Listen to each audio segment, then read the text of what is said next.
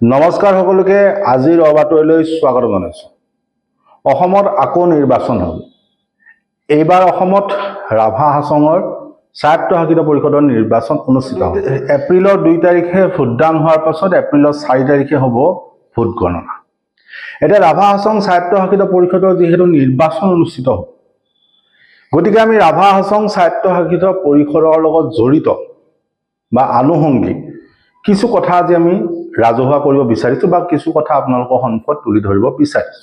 এটা কথা হ'ল ৰাভা হাছং স্বায়ত্তশাসিত পৰিষদৰ যিটো নিৰ্বাচন, সেই নিৰ্বাচনটোৰ বাবে ইতিমধ্যে সকলোৱে দেখিছে যে ৰাভা হাছঙৰ যৌথ সংগ্ৰাম সমিতি আৰু বিজেপি দল এই দুইটাই ব্যাপক প্ৰস্তুতি চলাইছে আৰু সেই ক্ষেত্ৰত ইতিমধ্যে নিৰ্বাচনী প্ৰচাৰো মোটামুটি আগবাঢ়িছে।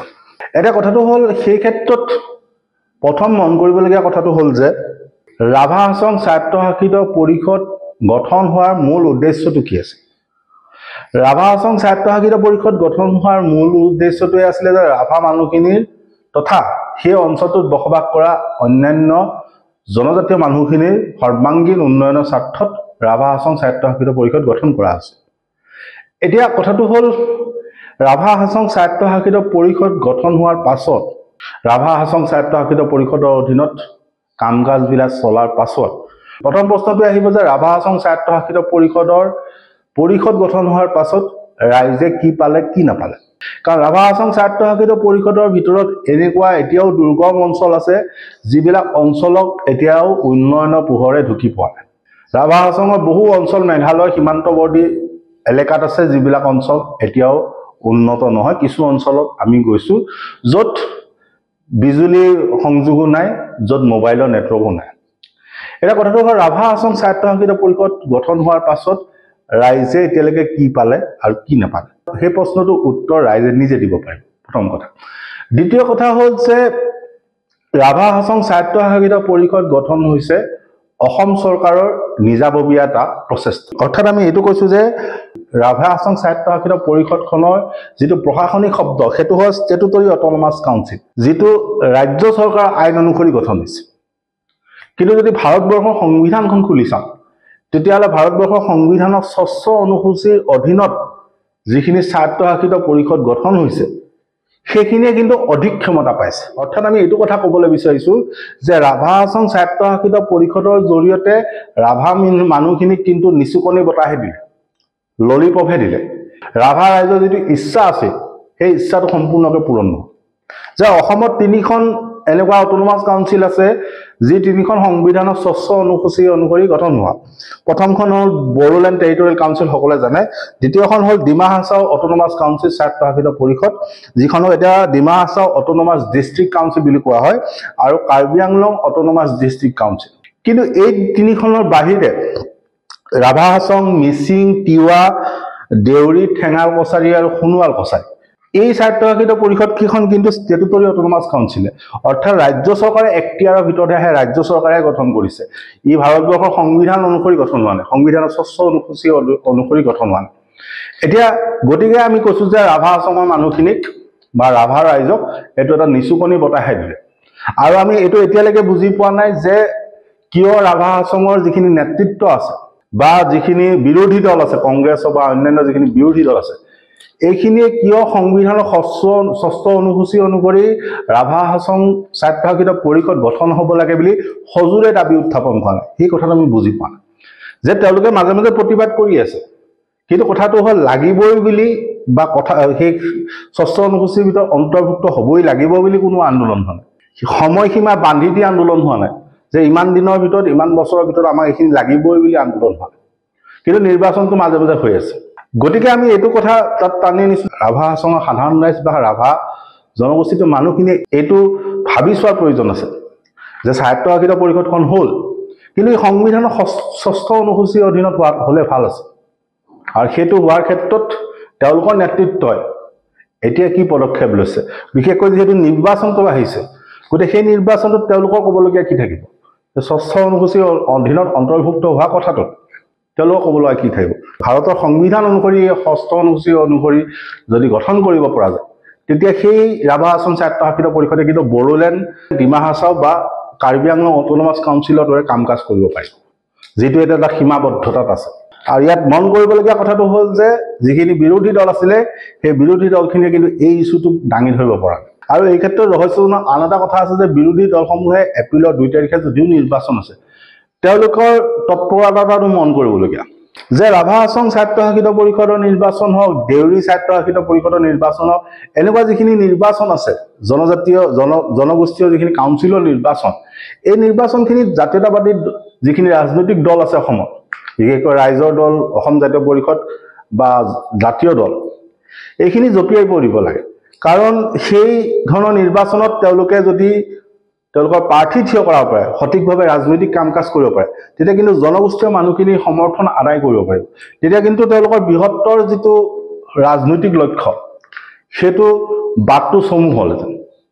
যে তেওঁলোকে কংগ্ৰেছৰ সন্মুখত বহি লৈ দম্ভালি ঠিকে মাৰে যে 26ত আমাক ইমানখন আসনত টিকেট লাগিব, কিন্তু কথাটো হ'ল তেওঁলোকে হোমৱৰ্কবিলাক নকৰে।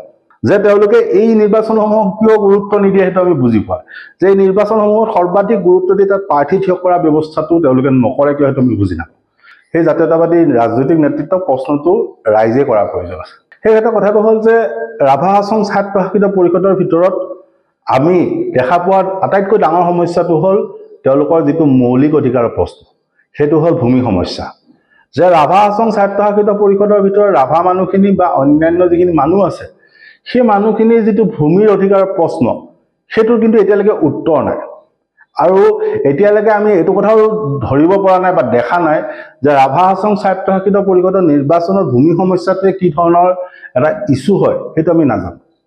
যে আমি যেতিয়া গাঁৱে গাঁৱে এই কথাবিলাক জানিবলৈ চেষ্টা কৰিছোঁ, তেতিয়া আমি গম পাইছিলোঁ যে এই অঞ্চলটোত বা ৰাভা হাছঙৰ অন্তৰ্গত অঞ্চলবিলাকত মানুহৰ মাটিৰ অধিকাৰ নাই, মানুহৰ বাসস্থানৰ অধিকাৰ নাই।